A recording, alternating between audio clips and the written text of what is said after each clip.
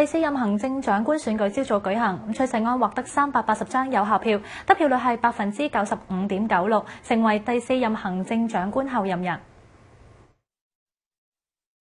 選舉朝早喺東亞運動會體育館國際會議中心舉行，除咗3個選委缺席，1個選委遲到，396個嚟自4個界別嘅選委以一人一票不記名嘅投票方式投票。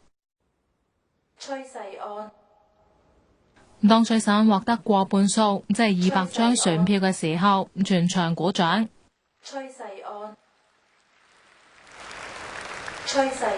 完成唱票程序同選管會初步核票之後，4張待決票，1張確認為崔世安得票，另外3張視為廢票。經過總核算委員會核實選舉結果，崔世安獲得380張有效票，得票率95.96%，而空白票13張，廢票3張。由於崔世安先生獲得380票，